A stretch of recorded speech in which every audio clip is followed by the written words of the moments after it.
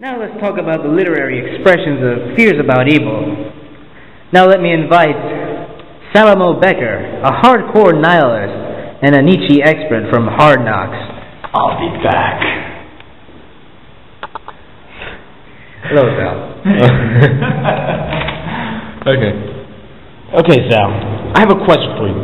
What would be a science take on this Frankenstein monster in Dorian Gray? And if you can, could you tell us a humanist take on both of those stories? All right, sure.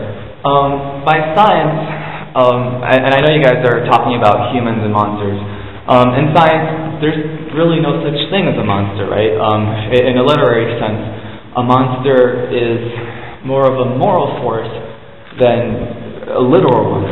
So when you talk about something scientifically, I can tell you whether science would think these people are human. You could take one scientific take on this would be the using taxidermy, right? No, taxology, my bad. Yeah, using taxonomy. Okay. Yeah, using taxonomy, where we would compare the traits of Frankenstein and Dorian Gray to decide if they're human or not. Frankenstein is stitched together. He's made up of different body parts that all have different colors, and you don't really see people being made like that. So, if you use taxonomy, you're not going to have a good, way to connect Frankenstein into humanity, other than the fact that he's made out of dead people parts. Dorian Gray, on the other hand, the only thing about him that would be, non-human would, I guess, be his soul. But science doesn't concern itself with the spiritual or, with the non-tangible. And a soul is generally considered, not to be something natural. The other scientific take on it would be a little bit more unorthodox. But you would compare the abilities of Frankenstein with the other people of humor and the abilities of Dorian Gray. And they both check out to be pretty human because they seem to both kind of act that way. They have very humanistic behaviors. Now, if you want to talk about humanism is the assumption that humans are something important. Some humanists even go as far to claim that humans are God.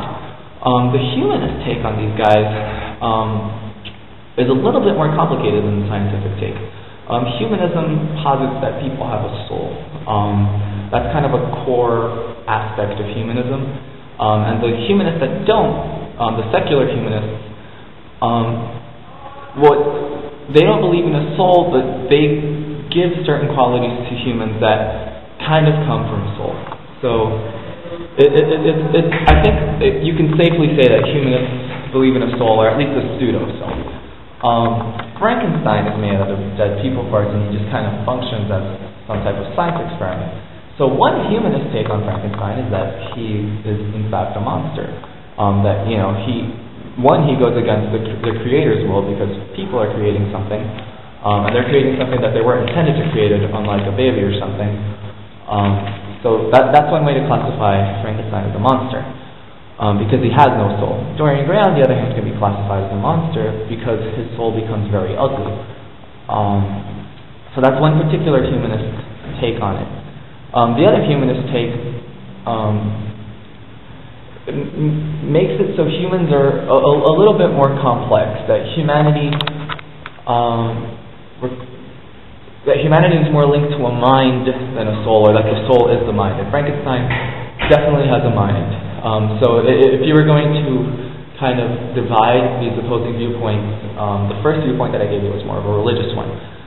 This viewpoint that I'm going to give you now is a viewpoint you might hear from a deist or something. So because he has a mind, what are you implying? Yeah, I'm getting to that.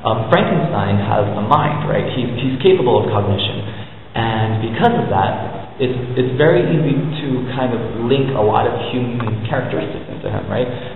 Especially behaviorally. You see a lot of very, very human traits in Frankenstein.